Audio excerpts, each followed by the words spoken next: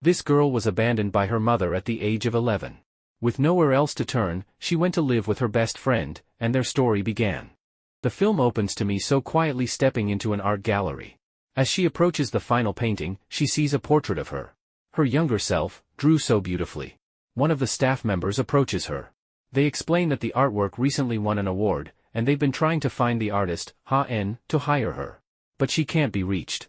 So, after seeing an old blog post, they contacted Miso instead, thinking she might know more.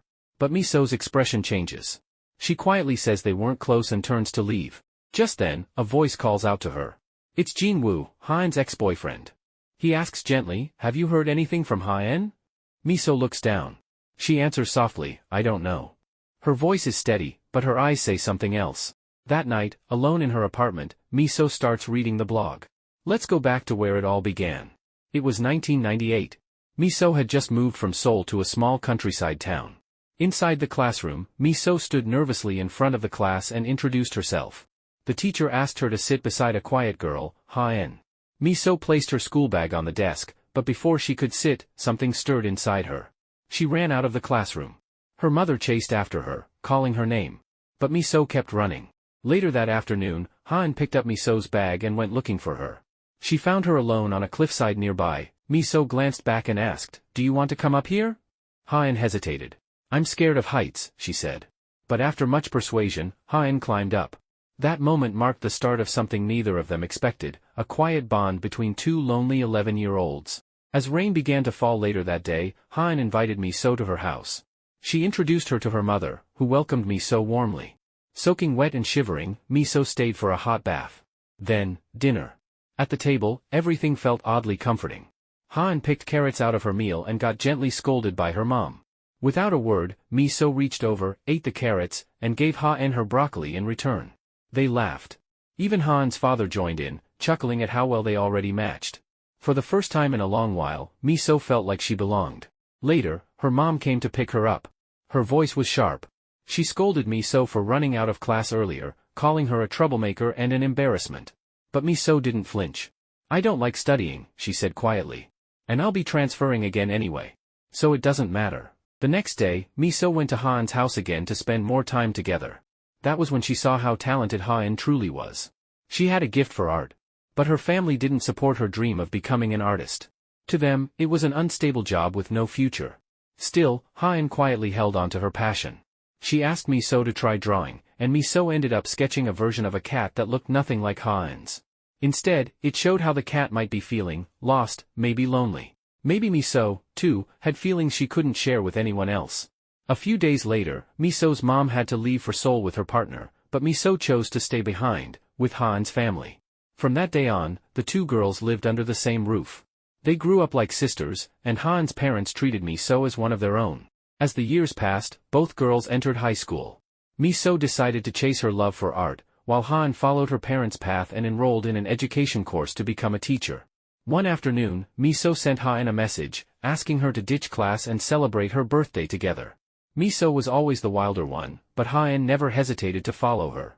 Miso picked her up on her scooter, and they rode off laughing, heading first to the arcade, then to a jewelry shop where Miso convinced Ha-en to get her ear pierced. After some hesitation, Ha-en agreed. But things took a turn when Miso accidentally knocked over a few items in the store. The owner got angry and demanded payment. Ha-en offered to pay, but Miso refused and started arguing. When the shopkeeper insulted Miso and tried to shame her, she grabbed Ha-en's hand and ran. The man gave chase, but Miso was fast on her scooter. In the end, they escaped, breathless and laughing. That night, Miso joined Ha-en's family for dinner. She now worked at a hostel nearby, where she got free lodging. Ha-en's mother asked if Miso's mom still kept in touch, and Miso said no. She smiled and brushed it off, pretending it didn't matter. Later, she brought Ha-en to her hostel room. They sat together, playing music. Miso shared her favorite artist, Janis Joplin. She spoke of living life freely and recklessly, even joking that she only wanted to live until 27. Ha-en didn't laugh. She looked sad, but Miso simply grinned, saying it was just a joke. The next morning, Miso took Ha-en to an old, abandoned building as a surprise. There, she brought out a small cake and handed her a gift, a pair of earrings with Ha-en's initials. Since only one of Ha-en's ears was pierced, she told Miso to wear the other earring until she got the second one done. The two sat by the sea, the wind soft and the view endless. Miso shared her dream, to visit Lake Baikal in Siberia, to paint in France, to see the world with a brush in her hand. She asked Ha-en to come with her. But Ha-en smiled nervously and reminded her, she was afraid of heights. Both of them loved art, but Ha-en admitted that painting felt distant to her now. She hadn't touched a brush in a long time. Then, with a shy smile, she told Miso about a boy, Jin-woo. She saw him during a basketball game and had a small crush, and she will be seeing him at an event during the upcoming weekend. Upon hearing about Jin-woo, Miso decided to find out who he was. She rode her bike to his school and confronted him like a concerned mom. She told him that her friend liked him and asked him to be honest about his feelings, begging him not to hurt Ha-en. But Jin-woo didn't give a clear answer. Before long, a security guard chased Miso out of the school. Later, at the school soiree, the students played a matchmaking game. The rules were simple: shout "go" at the person you liked, and if they liked you back, they would yell "stop." If not, the game would continue. When a boy shouted "go" at Ha-en, she smiled and called out "go" to Jin-woo. He shouted "stop," and just like that, a new romance began. Ha-en and Jin-woo went on their first date. During the date, Ha-en sketched a portrait of him, saying that drawing helped her understand her feelings better. She ended up drawing a beautiful picture of Jin-woo, and used that moment to confess her feelings. The story then moved to the year 2004. They were now teenagers. That year, Ha-en brought Jin-woo to visit Miso at her part-time job and introduced them. The moment Jin-woo saw her, he realized she was the same girl who once confronted him at school. Later that day, Miso got on stage and sang, living freely the way she had always dreamed of. Jin-woo watched her closely, his eyes saying something he couldn't put into words. From then on, the three of them started spending time together, laughing, playing, and enjoying their youth. One day, the trio went to explore a cave where people made wishes. But as they were walking, Ha-en injured her foot and had to stop and rest. Miso wandered deeper into the cave alone.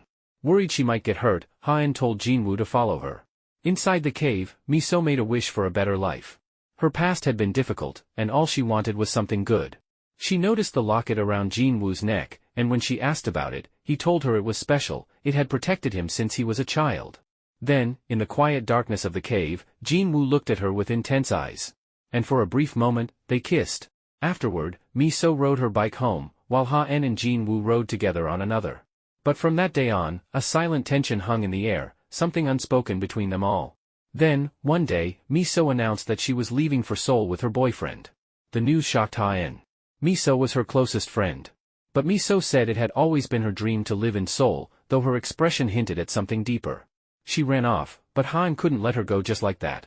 She chased after her, until her eyes fell on something. Around Miso's neck was Jin-woo's locket. A few seconds later, Miso realized the painful misunderstanding, but it was already too late. 2 years later, in 2006, Miso began settling into her life in Seoul, renting a small and cozy apartment and working multiple part-time jobs while continuing her art studies. Meanwhile, Ha-en kept pursuing her path to become a teacher, encouraged by Jin-woo's support. But deep down, it wasn't her dream, and over time, her life started to feel repetitive and dull. Miso, on the other hand, genuinely enjoyed her work, until the day she caught her boyfriend cheating on her with another woman. Furious and heartbroken, she stormed out of the bar and quit her job on the spot, vowing to leave it all behind and dedicate herself to painting and traveling instead. However, things took a worse turn for Miso. In the letters she wrote to Ha-en, Miso claimed to be living an amazing life, traveling across the world, chasing her dreams. But in truth, her reality was far different. She juggled multiple odd jobs just to survive in Seoul, but things got even worse for Miso when her mother passed away. She sat alone at the funeral, with no one to lean on. Meanwhile, Jin-woo told Ha-en that he would be moving to Seoul to further his studies, as there were better opportunities there. Though Ha-en was saddened by the news, she didn't try to stop him, it was his dream after all. Still, the loneliness settled in. First, Miso had left, and now Jin-woo was leaving too. Then, one day, Miso decided to return to Ha-en's town. When they saw each other again, the reunion was unexpectedly emotional. Despite all the time that had passed, the comfort they found in each other made them cry. When Ha-en's family asked about her life, Miso continued fabricating stories, tales of her travels, of grand adventures, and handed out gifts. She even gave Ha-en postcards from different cities. But when Ha-en saw that the cards, a flicker of doubt crossed her mind. Still, she didn't say anything. They then headed for their long-awaited trip to Busan, where they enjoyed each other's company. That night, while looking for accommodation, Miso took Ha-en to a cheap guest house for the night. But Han was against the idea, saying it looked shady, and instead brought them to a luxurious hotel, which she paid for. In the room, when Mi-so asked Han to grab a sanitary pad for her, Han discovered Jin-woo's locket. Even though she felt something was off, she didn't say a word. Initially, Mi-so had wanted to buy dinner at a Korean barbecue place, but Ha-en insisted on taking her to a luxurious hotel restaurant, saying her mom had given her pocket money. However, Mi-so felt out of place. When she looked at the menu and saw the exorbitant prices, she tried to convince Ha-en to eat somewhere else. But Ha-en remained insistent. So Mi-so came up with a plan to avoid spending too much. She borrowed a cocktail shaker from the bartender and approached a group of wealthy guys, offering to mix drinks for them in exchange for a bottle of wine. They accepted, impressed by her cocktail-making skills, and in the end, even gave her an expensive bottle. But when she returned to the table, Han was not pleased. She thought Mi-so was freeloading drinks from strangers. Mi-so insisted she had worked for it, but the two of them got into an argument. Mi-so told her she hadn't lived an easy life, that when she was broke, she even offered hugs just to afford food. She said Han would never understand because she had parents who supported her. Trying to defuse the tension, Ha-en ordered their food. Mi-so suggested pizza, something she could afford, but Han ended up ordering the expensive steak and offered to pay. Mi-so pointed out that she would seem like she was freeloading on Han. But Ha-en replied that they were friends and shouldn't be so calculative. Later, when Jin-woo called, Mi-so offered to step out so they could talk. But still suspicious because of the locket, Ha-en asked if Mi-so was leaving because she felt guilty. That triggered another argument. Eventually, Ha-en stormed out. That night, Mi-so packed her things and left too, and the misunderstanding between them grew deeper. Then, in the year 2012, Mi-so had finally found some stability and was working a sales job at a property company owned by her boyfriend. One day, she unexpectedly bumped into Jin-woo, who shared that Ha-en was now working as a teacher in Jeju, while he had come to Seoul to pursue his medical practice. Mi-so also mentioned that she would soon be relocating to Canada and would be unable to attend Ha-en and Jin-woo's wedding. But Mi-so's dreams were shattered when she noticed an ambulance outside her office complex. As she rushed upstairs, she was horrified to discover that her boyfriend had taken his own life. Meanwhile, Han tried to call Jin-woo but couldn't reach him. Worried, she went to Seoul, only to find Jin-woo helping a clearly drunk Mi-so into his apartment. Stunned by the sight, she asked Jin-woo to wait outside while she entered the apartment. Inside, a teary and intoxicated Mi-so hugged her tightly, trying to explain. She confessed that her boyfriend had taken not only his own life but also lost all her savings. With nowhere else to go, she had come here. But Han was too overwhelmed to process everything, especially when she noticed lingerie drying inside the apartment. Mi-so went to the bathroom to throw up and Ha-en was further shaken when she saw a bright red bra hung on the rack. Mi-so, still disoriented, told Ha-en that she could yell at her all she wanted. But Ha-en, holding back her emotions, said that if Mi-so had truly cared, she wouldn't still be wearing her boyfriend's locket. She accused her of playing the victim, saying that nobody really cared for Mi-so, except her. The two of them broke down in tears, both wondering how things had gotten to this point. How had their friendship crumbled to a place of doubt and pain? Then, Han returned Jin-woo's locket. A flashback played. Back in the cave, it was actually Jin-woo who had tried to kiss Mi-so. But she bit his lip and kicked him to stop it. She had only borrowed the locket because she believed it held protective powers. Eventually, after a month, Jin-woo visited Ha-en and proposed to her, promising to make amends for all his mistakes. The couple began repairing their relationship and even moved into Jin-woo's parents' holiday home in Jeju to live together. One day, Jin-woo suggested they move to Seoul after having a child, as he wanted to pursue his dreams just like Han had pursued hers. But she confessed she had never truly wanted to be a teacher, what she really wanted was to draw. Upon hearing that, Jin-woo told her she should keep her stable livelihood and draw as a hobby instead, since there were no real prospects in art. Their wedding day arrived, but Han found it hard to smile for the photos. Deep down, she realized this wasn't the life she wanted, and feared that the person Jin-woo loved wasn't the real her. In the end, she ran away and called off the wedding. Ha-en later apologized to her mother, explaining that it was something she needed to do. Although disappointed, her mother told her to live the life she wanted and be happy, because no parent ever wants their child to live with regret. Ha-en finally overcame her fear of flying and took her first flight. She visited the old apartment Mi-so had once rented and chose to stay there. The small doodles left behind by Mi-so gave her a sense of familiarity and comfort. There, she began drawing again, portraits of all the people she loved. Meanwhile, Mi-so began living her own life more fully. She finally stayed in a home surrounded by people who truly cared for her and had a job she enjoyed. Ha-en, on the other hand, also started traveling to all the places Miso had once dreamed of visiting, like Lake Baikal, and even sent her a postcard. In an odd twist of fate, they had started living each other's dreams. Back in the present, Jinwoo visited Miso and asked about Ha-en. But Miso told him she didn't know anything. Then a call came from someone named Ha-en, but it wasn't the woman he once loved.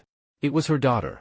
Continuing the conversation, Miso revealed the truth. The young girl, Ha-en, was actually Jinwoo and Ha-en's child. A flashback showed a pregnant Ha-en visiting Miso, deciding to raise the baby on her own and keep Jinwoo in the dark, so he could live his life without burden. Ha-en also confessed that she had witnessed everything that happened in the cave but hadn't known how to confront her feelings. When Miso left halfway, she felt broken and hurt. But in the end, things had come full circle, and the two best friends were reunited. Tragically, after giving birth, Ha-en passed away due to excessive bleeding. In the aftermath, Miso chose to raise Ha-en's daughter as her own. Then, Miso tells Jinwoo he's welcome to visit his daughter, but asks that he never reveal the truth. It was Ha-en's last wish. She also doesn't tell him about Ha-en's passing. Maybe it's better this way. She wants to spare him a lifetime of guilt and sorrow, and let their daughter grow up with light, not grief. Later, Miso visits Ha-en's mother to break the heartbreaking news. Through tears, her mother gives Miso an address, Ha-en's old apartment in Seoul. When Miso arrives, her breath catches. It's the very apartment she once lived in years ago. Inside, the memories flood back, and so does the ache. On an easel sits a half-finished painting of Miso. She smiles through tears and picks up a pencil, deciding to finish it. In the end, Miso submits Ha-en's artworks to a gallery under her name. It's her way of honoring the life and dreams her best friend left behind. And in the quiet moments of her new life, Miso still writes blog entries and sketches under Ha-en's name, not out of sadness, but love. A way to keep Ha-en's spirit alive. Not just in art, but in every corner of the world she never got to see.